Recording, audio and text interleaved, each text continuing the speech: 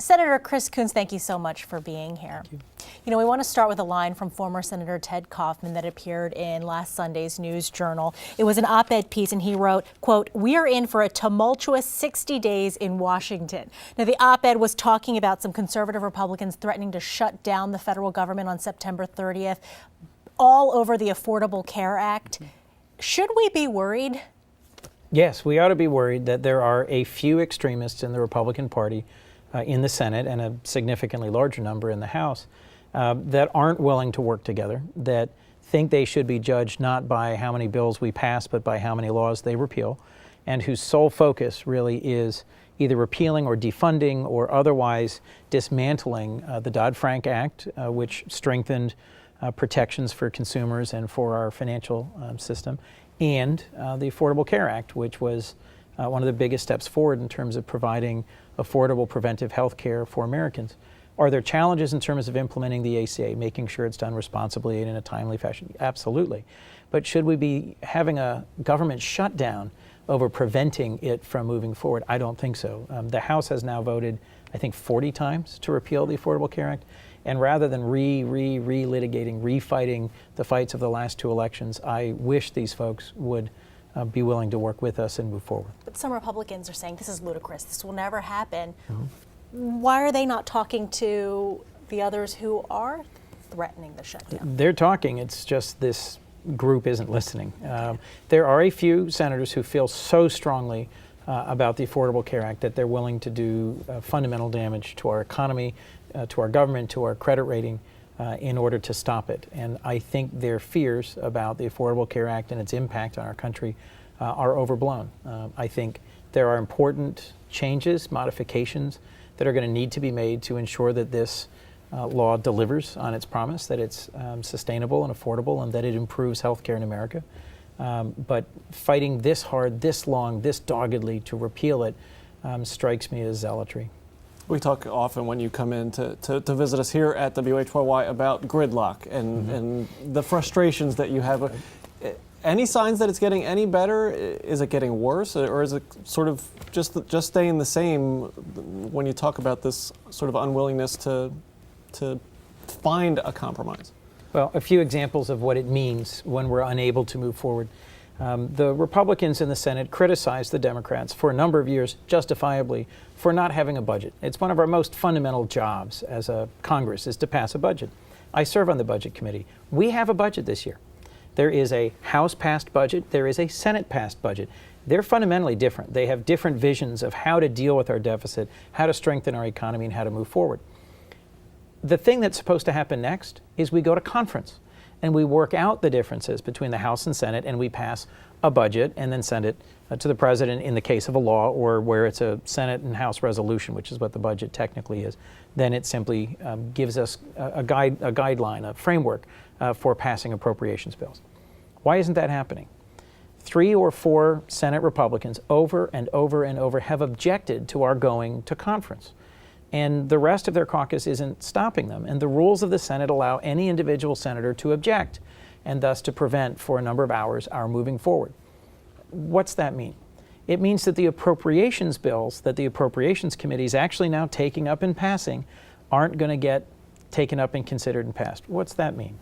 We've got thousands, tens of thousands of members of our armed forces who, because we can't replace sequester, are suffering through furloughs. Their families are suffering through the impact of getting pay cuts. We've got teachers who won't have teachers' aides in their classrooms this fall.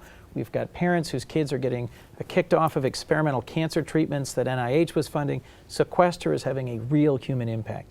So why does it matter that there is this impasse, this gridlock? Because we're not able to move forward with real solutions to budget problems. We're not able to move forward with solutions to health care problems. And we're not able to move forward on the real business of the country. I do think there's been some positive development recently in the Senate, in that there's a dozen Republicans who've worked with a majority of Democrats to pass a few bills and to take up and move forward on a few issues. But frankly, it's not as much progress as we need. When it comes to President Obama's nominees, I know that's always often been a sticking point. Has there been more movement with them getting discussed? Yes, just in the last few weeks, the Senate Democratic majority was willing to change the rules of the Senate, to change the filibuster rule just for executive nominations, for the limited class of issues that relate to the president being able to get his own team in place within a certain amount of time. And we came right up to the night before we were going to take that vote and change the filibuster rule, and the Republican minority blinked, and a dozen or so members crossed the aisle and were willing to work with us, and now 7 of the longest held up presidential nominations have moved forward and have been confirmed. So, for example, there's now a Secretary of Labor. There's now a functioning National Labor Relations Board. There's now an EPA administrator. But these positions were held up for months and months. The next challenge is judicial nominations. I serve on the Judiciary Committee. I chair the courts subcommittee, so I'm very actively engaged in this discussion. As long as the president is nominating capable and qualified folks to serve on the federal bench, I think we ought to be moving forward and confirming them. I'm hopeful we'll continue to have some bipartisanship in moving forward to consider judicial nominees as well. Senator Tom Carper recently gave you props, for lack of a better word, for being a member of the Senate Appropriations Committee. How significant is it? Because it's a very powerful committee, a lot of senior leadership as well who are also members. But what does that mean for Delaware, and does that give Delaware an advantage? I'm hopeful that the combination of Senator Carper's leadership on the Finance Committee, which sets all the tax rules and controls Medicare and Medicaid, and my service on the Appropriations Committee, which determines how we're going to spend the money of the federal government. In combination, we're really going to get a lot done for Delaware. It's been an interesting couple of weeks since I've joined the Appropriations Committee. I'm in the seat formerly held by late Senator Lautenberg of New Jersey, and I'm eager to take up his mantle as someone who fought hard for Amtrak. Delaware has hundreds of people who work in the Amtrak shops in Bear and in Wilmington. And I'm hopeful we're going to be able to get more funding to support and sustain Amtrak's work in Delaware and for the region. I've already been successful in getting a federal judgeship added to the Commerce and Justice State Appropriations Subcommittee bill. But until we get to some resolution with the House, passing appropriations bills in the Senate, although challenging and interesting and productive, isn't going to actually change federal spending. So we'll see when we get to the end of the fiscal year, September 30th, which of the initiatives I've put in appropriations bills for Delaware will be able to actually get into law. Now, the Farm Bill is in the House. I'm sure you're keeping an eye on it. What does that mean for where it stands for Delaware farmers? Well, this is the second year that the Senate has taken up and passed a broad bipartisan Farm Bill. And in the absence of our getting a Farm Bill through the House, they didn't take it up or pass it last year. In the absence of having some extension, a whole range of vital agriculture programs will expire, and we'll go back to authorizations that are decades old.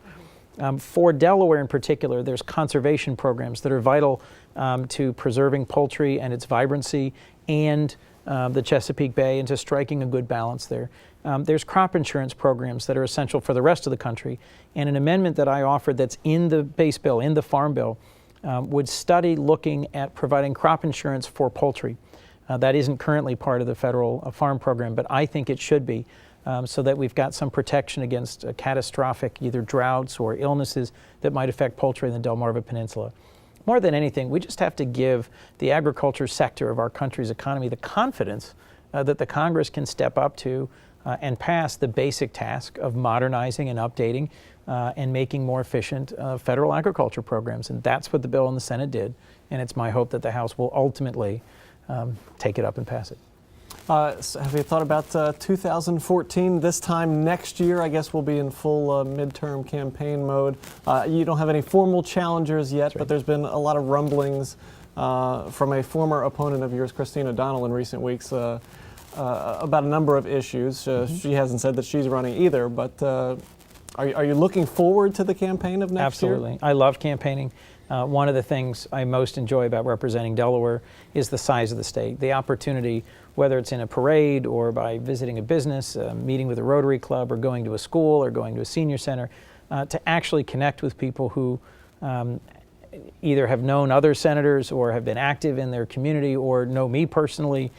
It's a very small state. Campaigning here is very different from campaigning in New York or California or Texas, where it's really mostly a matter of raising money and going on the airwaves with TV ads. Here, it's hand-to-hand, it's personal, it's connecting with people, it's hearing their concerns. And so I've worked hard in my first 3 years as the junior U.S. Senator for Delaware to come home almost every day, to be up and down the state every chance I get, and to listen to Delawareans and to work on their concerns. I am frustrated by the gridlock in Congress. So one of the things I've done with Senator Carper and Congressman Carney is we've hosted 13 job fairs now up and down the state in all 3 counties, several of them focusing just on veterans, but a majority of them broader than that, because we're not going to let the gridlock of Washington prevent us from doing something that will help Delawareans. And the Delawareans who are still looking for work are the ones I worry about the most and try to work for the hardest. All right, Senator Coons, thank you as always for your time. We appreciate it. And we're going to end this conversation with a little plug for the job fair for veterans taking place in Middletown Monday, August 12th. Senator Coons, Senator Carper will be there along with Congressman Carney.